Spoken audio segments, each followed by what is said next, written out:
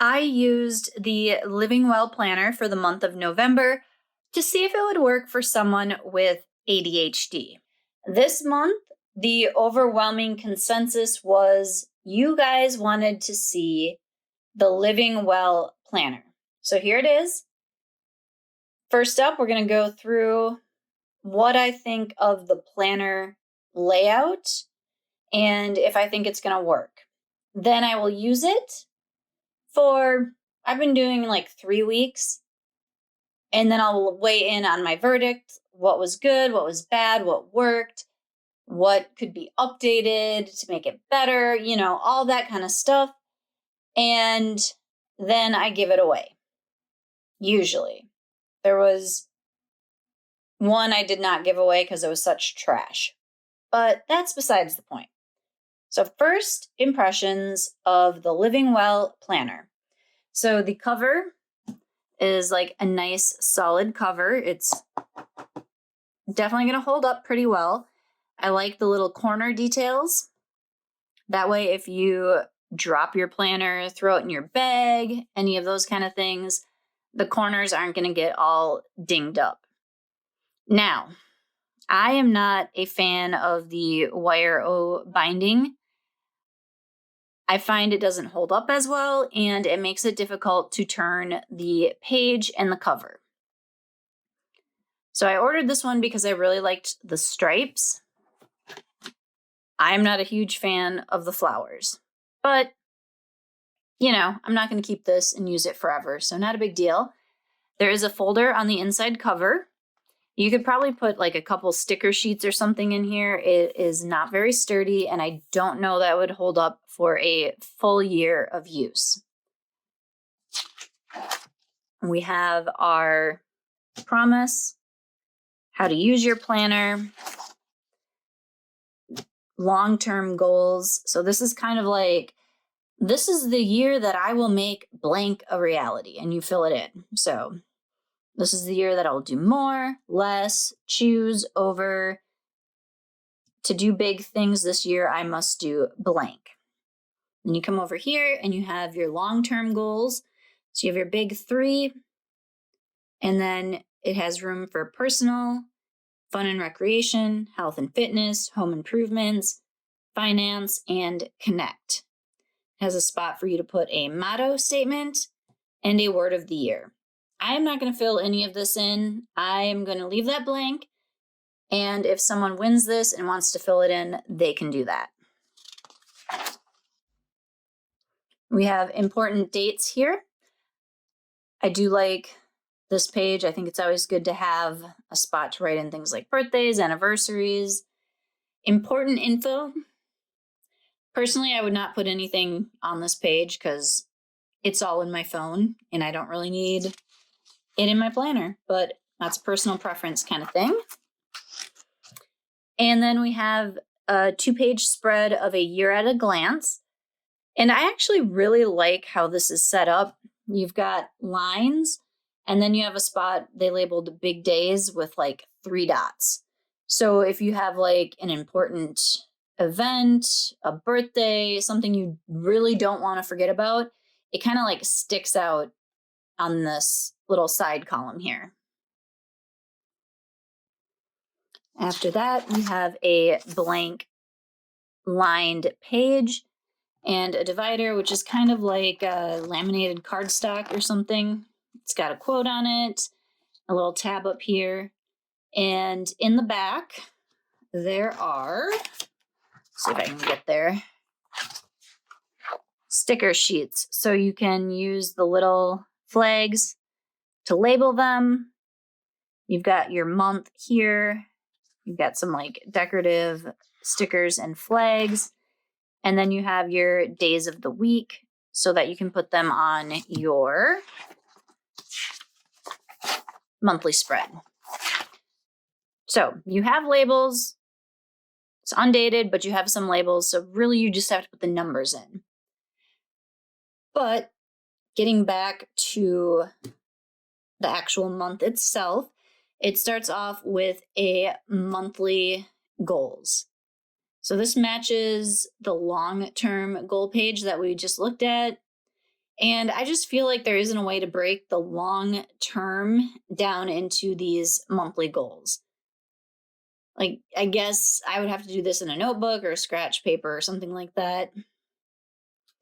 So you got big three, you've got your categories, motto statement, and top goal. Big three top. Though that seems a little redundant to me. Apparently, redundant is my favorite word lately. Then over here, you have goal crushing, breaking big into bite size. I feel like this page should come first, and then this page. I'm not sure. So claim your target. What do you want to accomplish? Refine your objective. Understand your motivation. Step it out. Handle obstacles. Implement your plan and treat yourself. So you have 6 goals here. You have big three. You have a top goal. I guess once you fill these in and you pick your top goal, you come over here and you break down your top goal. Is that how everybody else is understanding it? Because it's a little weird, and I feel like there's not enough pages to actually do the goal planning in here. Okay, yeah, I flipped back, and in their like instructions, there's this little line right here. It says, be sure to pick one and only one top goal that you absolutely want to crush this month, and put your crushing it plan in place to make it happen. So yeah, you figure out your goals, and then you go, you know what? I want health and fitness goal to be my top goal. And then you fill out this page. Like, y'all, that's a lot of work. Like, and then what about the rest of these goals? Like, how am I going to accomplish anything else this month if I only learn how to crush it for one?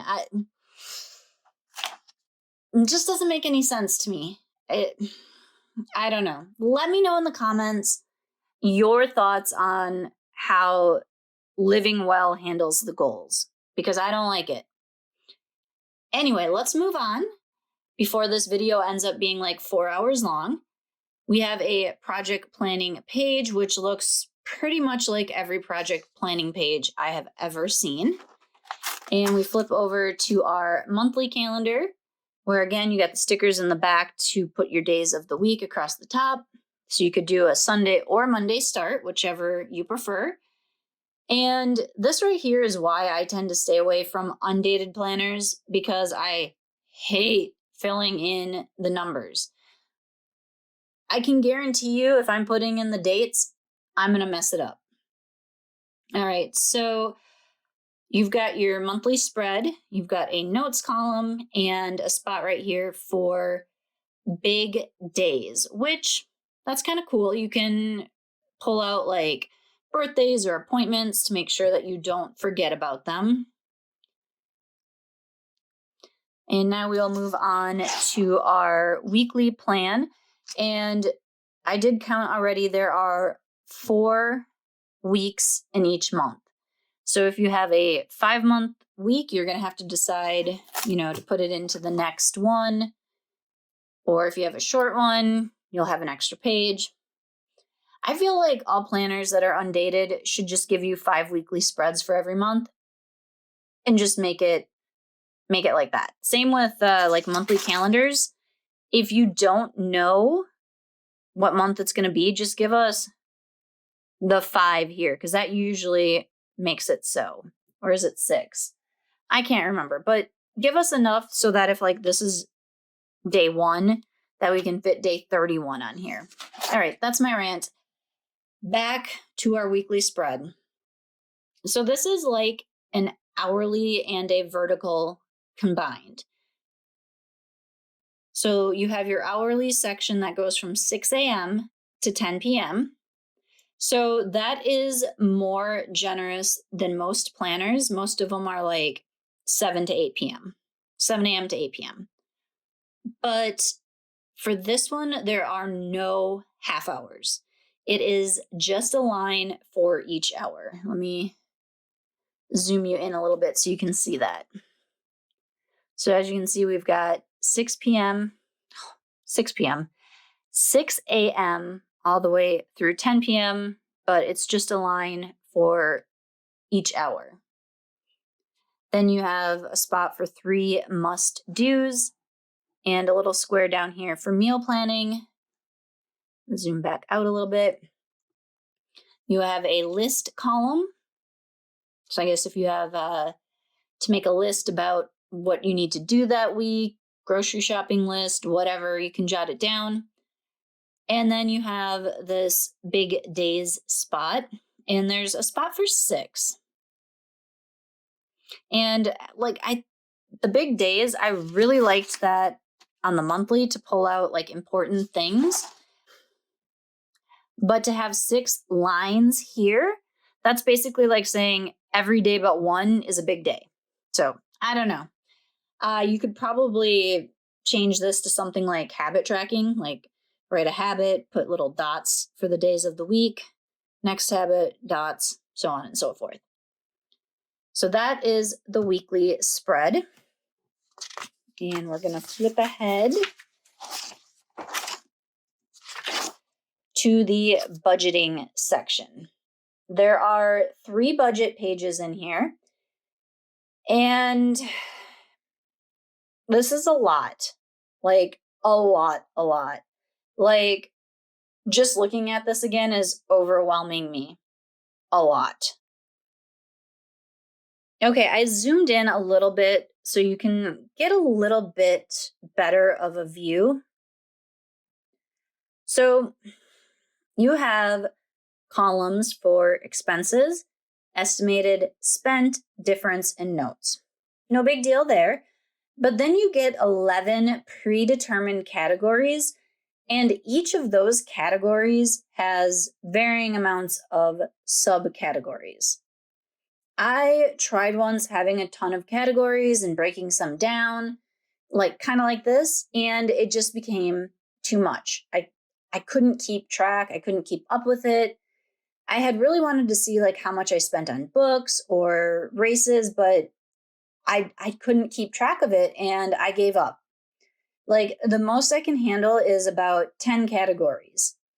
And if it doesn't fit into 9 of the 10 categories, it gets tossed into the miscellaneous 10th category. So I would have liked to have seen this be a little more basic, or maybe leave it blank so I could fill in my own categories. If I wanted to, then I could fill in subcategories, because a lot of this I'm not going to use, and some of it isn't where I would put things for myself. For example, under debts, they have car payments. I don't categorize my car payment as a debt. I categorize it under transportation because it's a car. So that's just my personal way of thinking about it. For me, my debts are credit cards, not car payments. Then they kind of do the opposite for housing. They have mortgage under housing, which some people consider that a debt. So I think it would be better if these were blank, because these don't work and it's too much. And personally, I might try this for a month or 2, and then I would stop using this as my budget because it's just too much. And up here, they put income minus expenses equals total. So these are 2 expenses, but there's no place to put your income. They have a savings category, but no income. So I am at a loss on that one. So I guess you could put your paychecks up here. I don't know. Okay, enough rambling about this hot mess. We're going to flip over to the next one, which is monthly expenses, date, description, amount. And at the very bottom, you have a spot for your total. So this is kind of like your check register, whatever you want to call it, where you can track your spending. And then you have a column for money, plans, and goals. I guess you could also track your income over here, or you could put it in here as like a positive, and I don't know. This is just not, this is so frustrating because this is not set up at all how I think about budgeting or money. I don't know about you, but I would not use any of this budgeting stuff. Like, it would drive me absolutely bonkers. And that was part of the reason why I wanted to try this, because I was like, oh, you got goal setting, you got planning, and you've got budgeting all in one. And the goal setting and the budgeting just falls so short of how my mind works. I don't know. What do you think? Would you use this budget system? Would this work for you? Do you like having all of these bajillion categories and breakdowns and everything? Let me know in the comments. I seriously want to know if it's just me. All right, moving on. Let me zoom back out a bit. So the last thing we have before we go to the next month is thoughts and thanks, reflections on grace and gratitude. Yeah, I probably would never use this. I would maybe repurpose it, maybe track monthly habits, break down my monthly goals maybe into, better action steps. Like, I could put monthly goal here and then jot down a couple of action steps. If you just ignore the header, it could be quite a flexible page. Or since it's next to the budget, you could track bills that are due this month. If you budget by paycheck, you could split this into like in half here and half here and do your budget by paycheck in each quadrant. Yeah, I guess you could have options with that. And then, of course, there is a notes and idea page. Even in my regular planner, I never use this page. Every planner has this page at the end of the month, and I never use it. And then we just go right into the next month. So that is the Living Well planner walkthrough. I will do a pen test, and then we will start using it. Okay, I am going to do a pen test on the notes and idea page. I have an Archer and Olive ballpoint pen, a Zebra gel pen, Erin Condren Ultra Fine, and then I've been using these, I can't remember what they're called, like list maker thingies. So we'll test that. Ohuhu dual tip dot pen, a mild liner, and an Erin Condren highlighter. So I'm going to shut up and do a pen test while you listen to some music.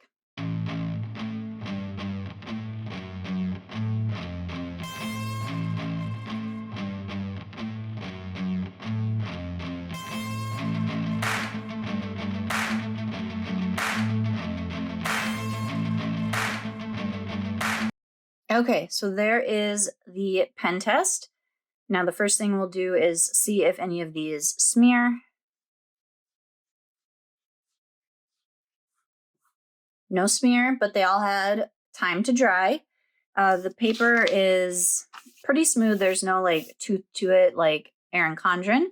So now we'll flip it over and kind of look at the back here. So there's like ridging from the pen, the ballpoint and the gel pen.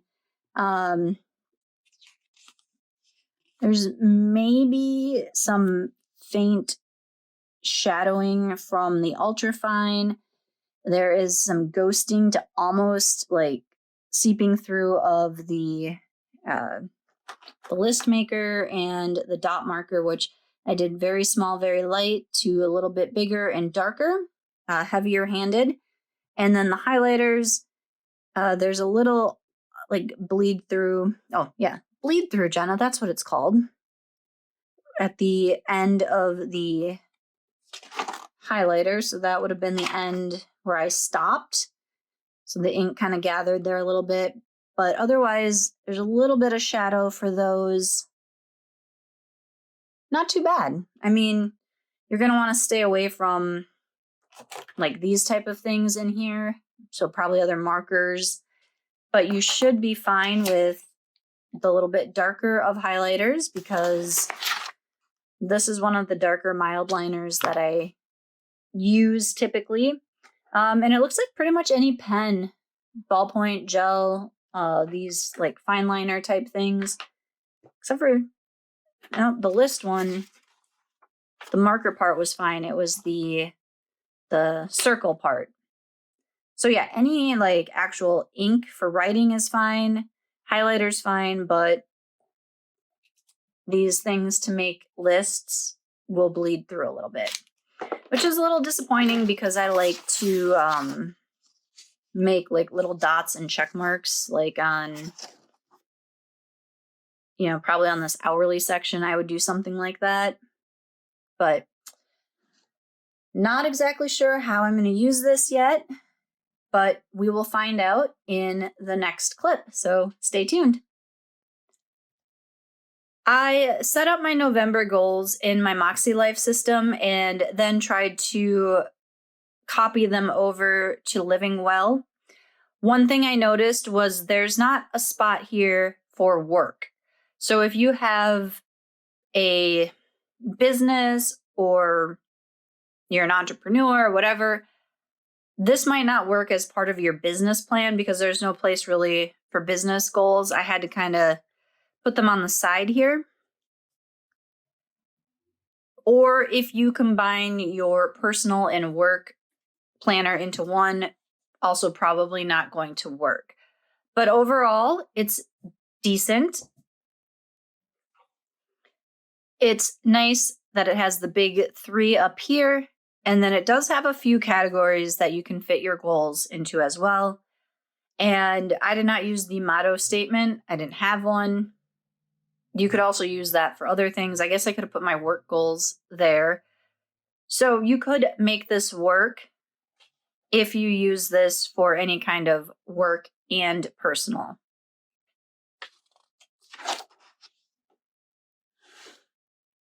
And looking at the breaking big into bite size, I kind of filled it out and then I lost interest.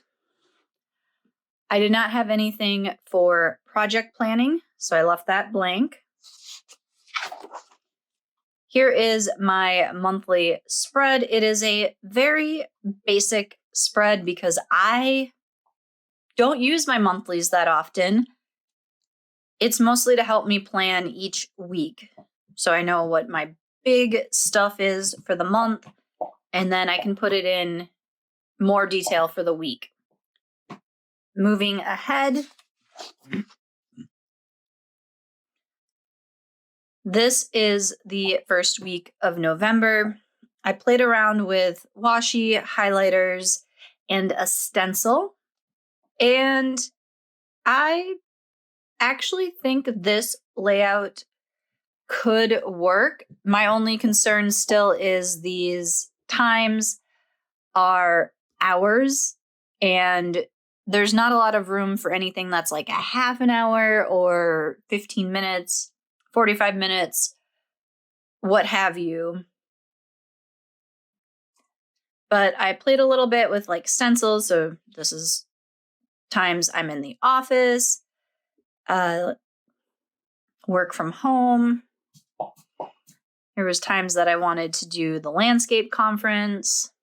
So general, overall, worked really well. Flipping to the next week, again, I used washi and some leftover stickers that I had to complete it. I do like these must-dos, although I did not cross any of these off, apparently. I did do them. So I think this works well with stickers, highlighters, washi. I did not put in the meal plan down here. You can see I moved schedules from this line down to the bottom here. So there's a lot of flexibility with this hourly layout. And the week of Thanksgiving, I started putting in the meal plan, but I did not finish that. Again, I just used stickers, a pen. I don't think there's much else to say about that week because it was kind of a basic week. And then the last week, which was the end of November, start of December, again, just used some leftover stickers to give it some fun. And there is enough header space that you can put some larger stickers up across the top. I did have to use whiteout a couple of times, and you can really see it, or at least I can. I'm not sure if you can really see it in the video.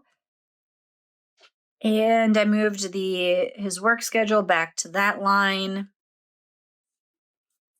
But really, you can move things around how you need them because you've got 6 a.m. to 10 p.m. here. So if you don't use some of those later hours, you can easily cover them up with a sticker or washi, or like I did here, I just colored over with highlighter. And then you have this space here for meal planning, which I'm guessing there's a lot of room there, so you could do breakfast, lunch, dinner, snacks. But we only really plan our dinners because we're kind of like grab whatever for breakfast and lunch. So there's extra room here that you could use it to put additional information if you needed to.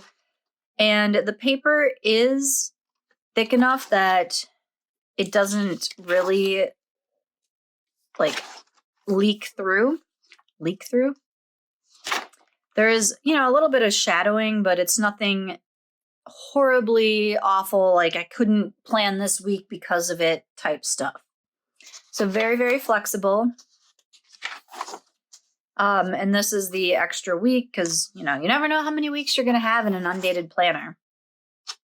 This is the budget section. I really tried to start writing it in, but it's way, way too much for me. So the stuff that I think works for me, someone with ADHD, but the goals was nice. This page, the goal crushing, was a little harder for me to complete, but I tried. I didn't have any projects to practice on. This spread works nice. I like the lines, lots of room. And the weekly spreads work really well, but this is just a little overwhelming. I would not use the monthly budget pages if I were to use this planner. Like I said, just too much going on there. Monthly expenses, I did start trying to track here, and then I just kind of gave up. I started putting our income over here under the money plans and goals because there wasn't really a spot to put it except for right here. It says income, but we have 4 paychecks a week, so there's not really a good spot for that. The thoughts and thanks page, I didn't end up using at all, but because it's just a blank lined page, you have a lot of options that you could use this for. And then the notes and ideas, obviously I use that as my pen test and did not use it for anything else. You could do this or this page as your monthly goal summary, like how you did, your reflection, like what do I need to work on next month. So overall, the Living Well planner is very nice. I just wouldn't use it because I don't like this kind of coil. But for, to have your goals, your monthly, your weekly, and possibly your budget in one, it is not a bad planner. Let me know in the comments your thoughts on the Living Well planner, if you would use it. And I am going to do this one as a giveaway as well. I will remove the first month, so you'll get 11 months. Plus, I did not do any of the initial goal setting in here. So you'll have the goal setting system, all of the stuff at the beginning. And there are also stickers in the back for you to use to set up like your monthly tabs and your monthly calendars. There we go. That's the word I'm looking for.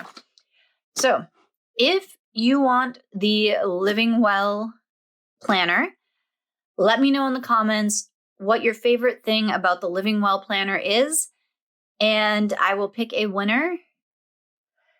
And until next time, I hope your planning and coffee are strong.